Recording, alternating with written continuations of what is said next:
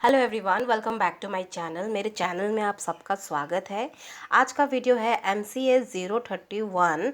उसमें जो सबसे इम्पॉर्टेंट जो है स्ट्रेसन मैट्रिक्स मल्टीप्लिकेशन एल्गोरिदम, उस पर है आज का ये वीडियो।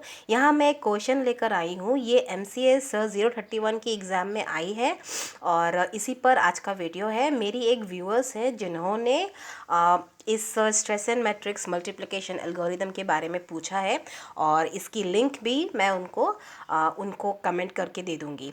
तो प्लीज़ आप देखना, इस वीडियो को एंड तक देखिए, बहुत ही इम्पोर्टेंट वीडियो है। आई होप आपको पसंद आएगा ये वीडियो। आइए स्टार्ट करते हैं। यहाँ जो क्वेश्चन मैंने दिया है ये है, show that Strassen's matrix multiplication algorithm takes 0 of n to the power 2.81 times to multiply two matrices A and B each of dimension n by n। ठीक है, दो मैट्रिसेस है A और B और उनको मल्टीप्लाई करने के लिए जो टाइम लगती है ना, वो है 0 of n to the power 2.81। ठीक है, ये आपको दिखाना है, शो करना है। ठीक है, by using Strassen's matrix multiplication algorithm, कि इतना ही टाइम लगता है Strassen matrix algorithm Strassen matrix multiplication करने से इन दो मैट्रिसेस ए एंड बी का मैट्रिसेस को मल्टीप्लाई करने से 0 of n to the power 2.81 times लगती है। ये आपको प्रूफ करके दिखानी है। और ए और बी जो है ना मैट्रिसेस, इसकी डायमेंशन क्या है, n/n। ओके, तो देख लेते हैं। Let us consider to matrices. मैंने दो मैट्रिसेस ले ली है, ए और बी, n/n साइज के लिए। अभी मैंने यहाँ क्या लिखा है, c is equals to a multiplied by b। ठीक है, एक आउटपुट, एक रिजल्टेंट आउटपुट की वेरिएबल हमें लिखनी है। ठीक है, तो यहाँ मैंने लिख दिया है c। ठीक है, ए और बी को अगर मल्टीप्लाई करेंगे तो रिजल्टेंट आउटपुट जो है इज इक्वल्स टू c आएगा। यहाँ मैंने सबसे पहले नेटिव मेथड का इस्तेमाल किया है। ठीक है, यहाँ देख लेते हैं मैंने क्या किया है। यहाँ एक छोटा सा प्रोग्राम लिखा है, वॉइड मल्टीप्लाई मेथड के अंदर मैंने ये तीन एरे ले लिया है, जो इंटीजर एरे ले लिया है, ए, बी और सी। ठीक है, n/n डायमेंशन की। यहाँ सबसे पहले मैंने फॉर लूप स्टार्ट किया है। इंट मैंने ले लिया है, इंटीजर आई ले लिया है जो 0 से स्टार्ट होगा और n टाइम्स चलेगी। ठीक है, ठीक है, 0 होगा, फिर 1 होगा, फिर 2 होगा, फिर 3 होगा, n टाइम्स। अगर आपका n 6 है तो 6 टाइम्स 6 तक चलेगी। ठीक है, 0 से लेकर 6 तक चलेगी। फिर इस फॉर लूप के अंदर मैंने और एक फॉर लूप चलाया है, जो j है, j जो है वो 0 से स्टार्ट होगी और कहाँ तक चलेगी, j कहाँ तक चलेगी, n तक चलेगी। मतलब अगर आपका सबसे पहला वाला जो फॉर लूप है उसमें अगर n जो है उसकी वैल्यू अगर 6 होती है तो यहाँ भी j क्या होगा, हमेशा 6 से छोटा होगा, मतलब 5 होगा या फिर 6 से ही छोटा होगा। ठीक है, और ये चलती रहेगी, j++ से इंक्रीमेंट होती रहेगी। तब क्या होगा, इस फॉर लूप के अंदर में c जो है, ये हमारा रिजल्टेंट आउटपुट i/i, मतलब i ले लिया मैंने पहले वाले से और j ले लिया मैंने दूसरे वाले फॉर लूप से। ठीक है, उसको मैंने असाइन किया है 0। ठीक है, ये जो हमारा रिजल्टेंट आउटपुट है उसको मैंने सबसे पहले 0 असाइन कर दिया है। ठीक है, इस फॉर लूप के अंदर। फिर इस फॉर लूप के अंदर और एक फॉर लूप है जो k से शुरू होगी, k इज इक्वल्स टू 0। और यहाँ k क्या है, कब तक चलेगी, जब तक n से वो छोटी ना हो जाए। ठीक है, एकदम लास्ट छोटी ना हो जाए। अगर n 6 है तो ऑब्वियसली k n 6 से छोटा ही होगा। और इस फॉर लूप के अंदर मैंने अपना कैलकुलेशन है, अपना ऑपरेशन स्टार्ट किया है। ठीक है, यहाँ शुरू किया है।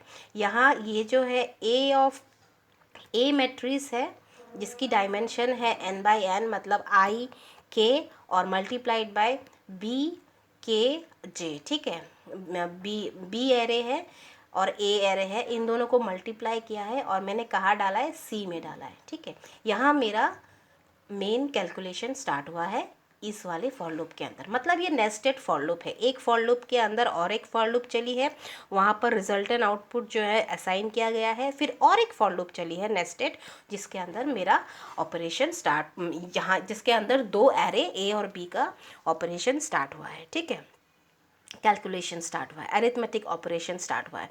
यहाँ मैंने दोनों को मल्टीप्लाई कर दिया है, उसके बाद सी में आ गया है, ठीक है। और ये प्लस इक्वल्स टू तो आपको पता ही है, क्योंकि बार बार लूप चलेगी, बार बार दोनों मल्टीप्लाई होगा और रिजल्टेंट आउटपुट में कलेक्ट होगा, इसीलिए प्लस इक्वल टू दिया हुआ है, क्योंकि बार बार लूप चलेगी। यहाँ जो है ये आई जो है बार बार ज़ीरो होगा, फिर एक बार वन होगा, फिर एक बार टू होगा, ठीक है। इसीलिए यहाँ पर एकदम लास्ट में प्लस इक्वल टू दिया है, क्योंकि ये बार बार चलेगी, सिर्फ एक बार नहीं चलेगी, ये मल्टीप्लिकेशन एक बार नहीं होगी, बार बार होगी, जब तक आपका एन एक फिक्स नंबर आपने दे दिया है, एन का वैल्यू अगर 6 दिया है तो 6 टाइम तक ही चलेगी, ओके। जब तक 6 नहीं आ जाती है एन का वैल्यू, तब तक 6 तक तब तक चलेगी, इसीलिए यहाँ पर प्लस इक्वल्स टू दिया है। फिर मैंने यहाँ लिख दिया है इसकी कम्प्लेक्सिटी क्या है, okay. We assume that integer operation take 0 of 1 times, ठीक है। यहाँ जो हमारा इंटीजर ऑपरेशन हुआ है एक बार हुआ है हमारा, तो यहाँ मैंने 0 ऑफ 1 टाइम्स दे दिया है।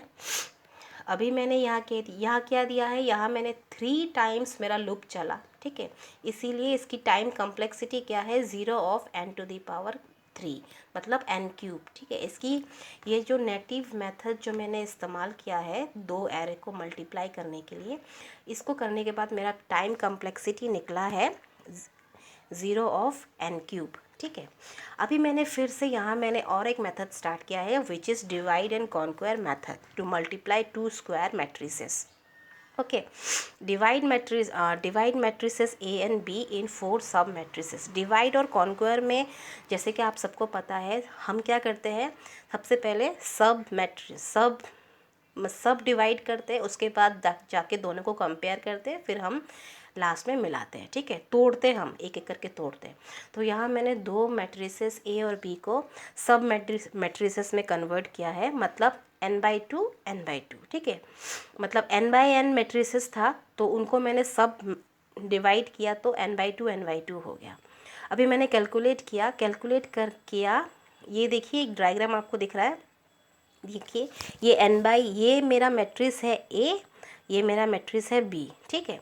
यहाँ मैंने सब डिवाइड किया n/2 n/2, यहाँ मैंने ए लिखा, बी लिखा, सी लिखा, डी लिखा, फिर multiplied by EFGH which is equals to C. यहाँ देखो सी क्या हुआ है 8, यहाँ भी सी ने 4 बार इसको डिवाइड किया, ठीक है। यहाँ मैंने जो मेरा कैलकुलेशन है, यहाँ मैंने क्या किया कैलकुलेशन में, यहाँ मैंने सबसे पहले मल्टीप्लाई किया है ए और ई को, ठीक है। ए मैट्रिसेस से मैंने ए को ले लिया, बी मैट्रिसेस से मैंने ई को ले लिया, कि देखिए ए ई मल्टीप्लाई किया, उसके बाद मैंने बी और जी को मल्टीप्लाई किया, उसके बाद मैंने ए एफ़ को मल्टीप्लाई किया, फिर मैंने बी एच को मल्टीप्लाई किया, ठीक है। सी ई को मल्टीप्लाई किया, फिर डी जी को मल्टीप्लाई किया, फिर सी एफ़ को मल्टीप्लाई किया, उसके बाद डी एच को मल्टीप्लाई किया, ओके। तो करने के बाद ये देखिए इस तरीके से मैंने लिख दिया इसको, ठीक है। यहाँ मैंने नीचे लिखा है A B and C are square matrices of size n/n।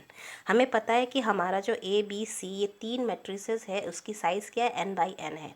लेकिन जो हमारा स्मॉल ए बी सी और डी है, मतलब सब मैट्रिसेस, ठीक है, सब मैट्रिसेस ऑफ ए, ये हमारा ए जो है ये हमारा सब मैट्रिसेस है, ए बी सी डी, ये क्या है, इसकी साइज़ क्या है, n/2 है। और यहाँ हमारा बी मैट्रिक्स की जो सब मैट्रिसेस है EFGH, उसकी साइज़ क्या है, n/2, ओके। यहाँ हमें क्या मिला है, इन द अबव मेथड हमें यहाँ 8 मल्टीप्लिकेशन किया है इधर हमने, ओके। 8 मल्टीप्लिकेशन किया, कैसे किया, ये देखो, ए ई मल्टीप्लाई हुआ, बी जी मल्टीप्लाई हुआ, ए एफ मल्टीप्लाई हुआ, बी एच मल्टीप्लाई हुआ, सी ई डी जी ई सी एफ डी एच, ये सारा मल्टीप्लाई हुआ। कितने टाइम्स मल्टीप्लाई हुआ, 8 टाइम्स, ओके।